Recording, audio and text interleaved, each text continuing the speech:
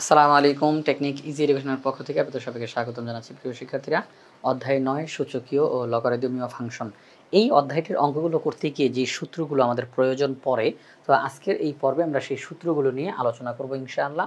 তো সবার প্রথমেই আমরা যেটা দেখতে পাচ্ছি, এখানে বলা হলো a to the power m into a to the power n। এখানে a হচ্ছে ভিত্তি, m হচ্ছে পাওয়ার, a হচ্ছে ভিত্তি, n হচ্ছে পাওয়ার। তো যদি দেখা যায় যে ভিত্তি একই আর মাঝখানে গুণ চিহ্ন, তখন আমরা বারে বারে আলাদা করে ভিত্তি না লিখে ভিত্তিটা একবারে লিখে ফেলবো আর পাওয়ারগুলোকে যোগ করে ফেলবো, পাওয়ারগুলোকে যোগ করে ফেলবো।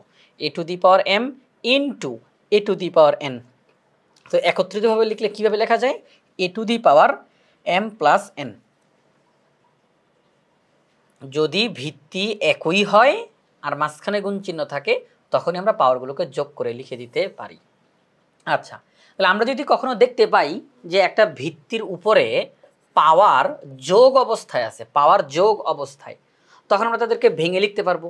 এবং ভেঙে লেখার সময় কি চিন্তা করব আমরা? সেটা হচ্ছে, যেহেতু পাওয়ারের এখানে যোগ, তাহলে ভেঙে লিখতে গেলে এখানে গুণ দিতে হবে। ভিত্তিটাকে আবার লিখবো পাওয়ার 1। এই যে, তার মানে জিনিসটা এইভাবে করে ছিল, a to the power m into a to the power n। পরবর্তী লাইনে গিয়ে a to the power m plus 1 হয়ে গেছে। ঠিক আছে, a to the power m into a to the power 1, পরবর্তী লাইনে গিয়ে a to the power m plus 1। তাহলে যদি আমরা দেখি যে কোনো একটা ভিত্তির উপরে দুইটা পাওয়ার যোগ আকারে লেখা, তখন তাদেরকে ভেঙে আলাদা করে লেখা যাবে, তবে মাঝখানে গুণ চিহ্ন দিতে হবে। এবার a to the power m divided by a to the power n। যদি ভিত্তি একই দেখা যায় আর মাঝখানে ভাগচিহ্ন থাকে, তখন উপরের পাওয়ার থেকে নিচের পাওয়ার বিয়োগ করতে হয়, a to the power m minus n। এই একই সূত্র আবার এখানে লেখা আছে। কেন লেখা আছে? কারণ তারা এখানে বলছে যখন m বড় থাকে n ছোট থাকে, মানে উপরেরটার পাওয়ার বড় আর নিচেরটার পাওয়ার ছোট, তখন আমরা এই সূত্রটা ফলো করব। উপরেরটার পাওয়ার বড়, নিচেরটার পাওয়ার ছোট, তখন আমরা এটা ফলো করব, a to the power m minus n। কিন্তু যদি কখনো দেখা যায় যে উপরেরটার পাওয়ার ছোট, নিচেরটার পাওয়ার বড়, উপরেরটার পাওয়ার ছোট, নিচেরটার পাওয়ার বড়, তখন আমরা কিভাবে করে লিখতে পারি? দেখেন, আমি একটু এখানে লিখে দেখাই। সেটা হচ্ছে a টু দি পাওয়ার, মনে করেন এখানে লেখা আছে 5 আর এখানে লেখা আছে a টু দি পাওয়ার 9। তাহলে উপরেরটার পাওয়ার ছোট, নিচেরটার পাওয়ার বড়। তো আমরা সাধারণত কি শিখছি? সাধারণত আমরা শিখেছি যে উপরেরটার পাওয়ার থেকে নিচেরটার পাওয়ার বিয়োগ যাবে। তাহলে রেজাল্ট কি হবে? a to the power -4। আচ্ছা, পাওয়ার যেহেতু মাইনাসে আসছে, আমরা জানি যে পাওয়ার যদি মাইনাসে আসে তাহলে একটা 1 দিতে হয়, একটা ভাগচিহ্ন দিতে হয়। পাওয়ারে যদি মাইনাস চিহ্ন থাকে তাহলে একটা 1 দিতে হয়, একটা ভাগচিহ্ন দিতে হয়।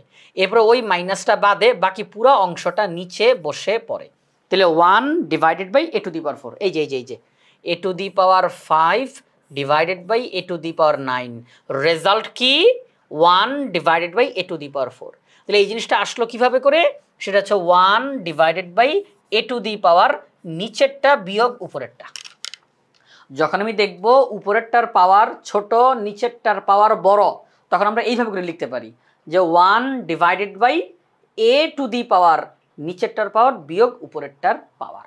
অর্থাৎ আপনি নর্মালি সবসময় যেটা শিখতেছেন যে যদি ভিত্তি একই হয়, মাঝখানে ভাগচিহ্ন থাকে, তাহলে উপরেরটার পাওয়ার থেকে নিচেরটার পাওয়ার বিয়োগ, ঠিকই আছে। এই তো এই যে এইভাবে করে করলাম, যখন বিয়োগটা করলাম তাহলে a টু দি পাওয়ার -4 আসলো। তো পাওয়ারের মধ্যে মাইনাস থাকলে ওই মাইনাসের বদলে একটা 1 দেওয়া যায়, একটা ভাগচিহ্ন দেওয়া যায়। এবার মাইনাসটা বাদে বাকি অংশটা নিচে বসে। তাহলে এই জিনিসটা যে আসলো, এই যে ঘুরাইয়া ফিরাইয়া এই জিনিসটা আসলো, এটাই তারা ডাইরেক্ট বলছে যে যদি আপনারা দেখেন যে উপরেরটার পাওয়ার ছোট আর নিচেরটার পাওয়ার বড়, তখন ডাইরেক্ট এইভাবে করে লিখে দিতে পারবেন 1 divided by a to the power n minus m। তাহলে এই যে a to the power 5 a to the power 9, তাহলে 1 divided by a to the power 9 minus 5। তারা এই জিনিসটা বুঝাতে চেয়েছে। ঠিক আছে?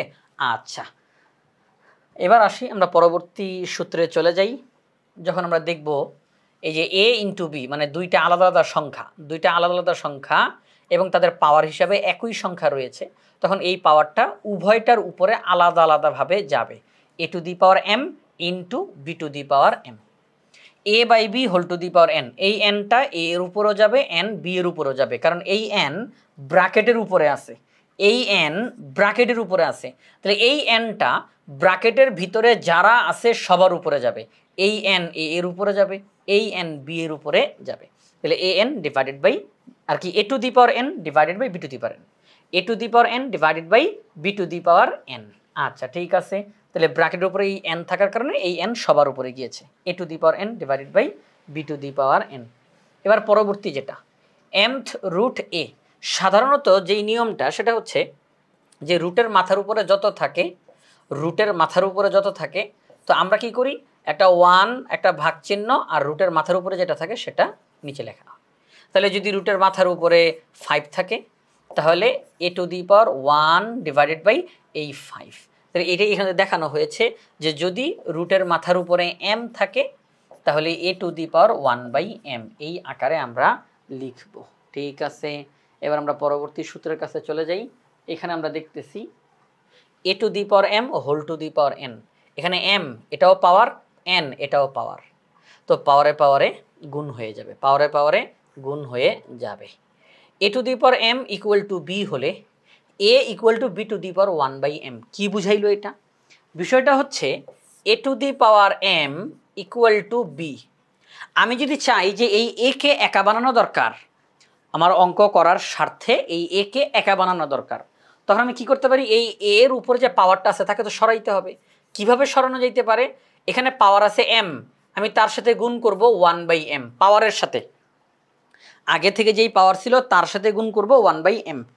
তো এই একই পাওয়ার, এই যে b এর মাথার উপরে যে একটা 1 আছে তার সাথে গুণ করব, কারণ b এর এই যে এখানে তো কোনো পাওয়ার দেখা যাচ্ছে না, তার মানে 1, নর্মালি 1। তাহলে আমরা উভয় পক্ষের পাওয়ারের সাথে 1 বাই m গুণ করলাম, তো m m কাটা চলে যাবে, তাহলে শুধু a আর এখানে b to the power 1 by m।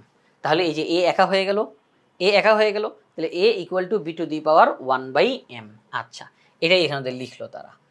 এবার বলা হলো যে a নট ইকুয়াল টু 0, এই যে a মানে ভিত্তিটা শূন্য না, ভিত্তি শূন্য না, অন্য কোনো সংখ্যা যদি হয় আর পাওয়ার যদি 0 থাকে, ভিত্তি শূন্য না হয়ে অন্য কোনো সংখ্যা আর পাওয়ারটা হচ্ছে 0, তখন এই সম্পূর্ণটার মান হয়ে যাবে 1।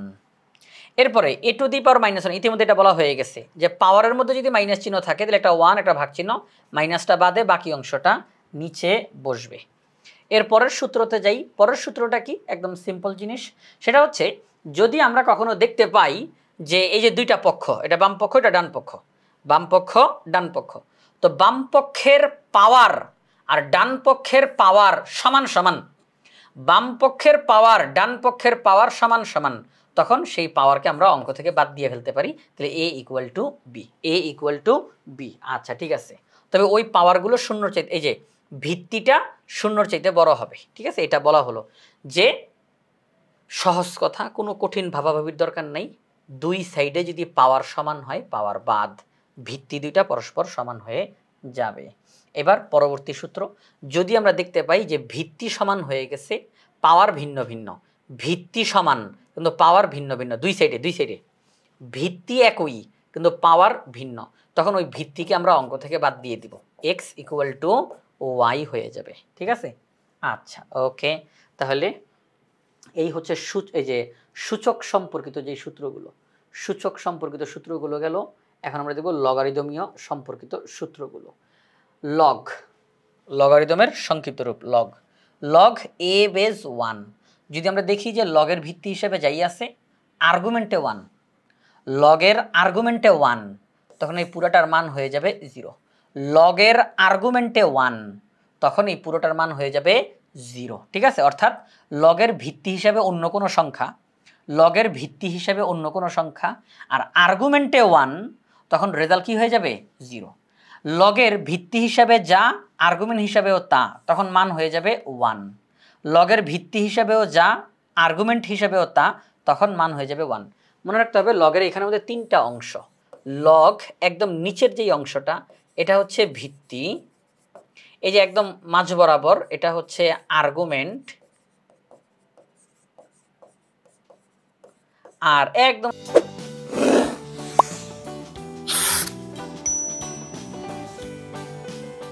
ওই যে উপরে মাথার দিকে এটা হচ্ছে আর্গুমেন্টের পাওয়ার, আর্গুমেন্টের পাওয়ার, আর্গুমেন্টের পাওয়ার। ঠিক আছে, তো লগের এই যে বিভিন্ন জায়গাতে যে সংখ্যাগুলো থাকে আমরা তিনটা অংশ দেখতে পাই, একদম নিচে হচ্ছে ভিত্তি, মাঝ বরাবর আর্গুমেন্ট, আর একদম উপরে যেটা থাকে সেটা হচ্ছে আর্গুমেন্টের পাওয়ার। ওকে ঠিক আছে, তাহলে যদি আমরা দেখতে পাই লগের ভিত্তি এবং আর্গুমেন্ট সমান সমান, তাহলে তার মান হয়ে যাবে 1, পুরোটার মান 1। তারপরেরটা কি? তারপরেরটা বলা হলো যে log A base m to the power r. এই যে এটা ভিত্তি, এটা আর্গুমেন্ট, এটা আর্গুমেন্টের পাওয়ার। তখন আমরা এই আর্গুমেন্টের পাওয়ারটাকে লগের সামনে এনে বসাই দিতে পারি, এতে করে অঙ্কের মানের কোনো পরিবর্তন ঘটে না। লগের আর্গুমেন্টের পাওয়ার লগের সামনে এনে বসানো যায়, আর ইন্টু লগ এ বেস এম।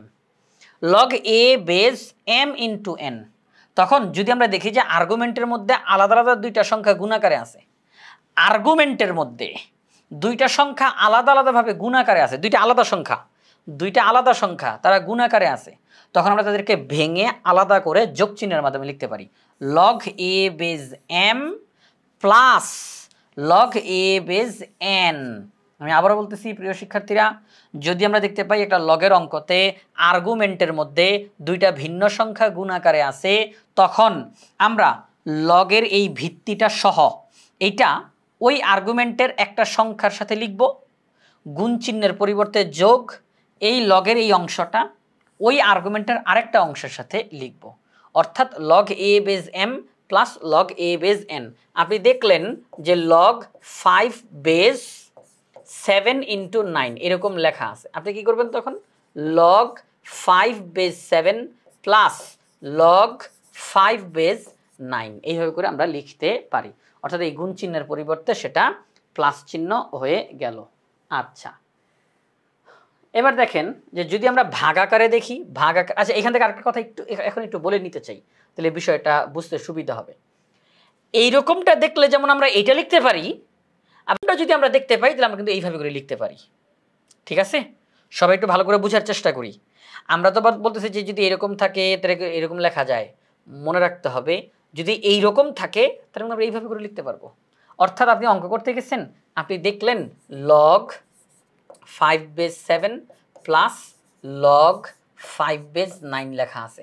আপনি তখন ভাববেন আচ্ছা লগের ভিত্তি তো একই, মাঝখানে যোগ চিহ্ন, তাহলে আমরা লগটাকে একবার লিখব আর দুইটা আর্গুমেন্টকে গুণ চিহ্ন দিয়ে লিখব, বাস হয়ে গেল।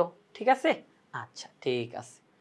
তাহলে একই রকমভাবে যে এখানেও লগের সামনে যা থাকবে তাকে কিন্তু আমরা আর্গুমেন্টের পাওয়ার হিসাবে বসাই দিতে পারি। এবার আসেন এই সূত্রতে যাই। এখানে আমাদের কি বলা হলো? এখানে বলল যে log A base M by N. এখানে মধ্যে আর্গুমেন্টের মধ্যে দুইটা সংখ্যা ভাগাকারে আছে, তাহলে আমরা যেই কাজটা করব, ভাগ থাকার কারণে বিয়োগ চিহ্নটা ব্যবহার করব। একটু আগে প্লাস চিহ্ন ব্যবহার করছি, এখন মাইনাস চিহ্ন ব্যবহার করব। লগ এ বেস এম মাইনাস লগ এ বেস এন। আবার লগ এ বেস এম মাইনাস লগ এ বেস এন। ওকে, এখন log a base m equal two log b base m into log a base b।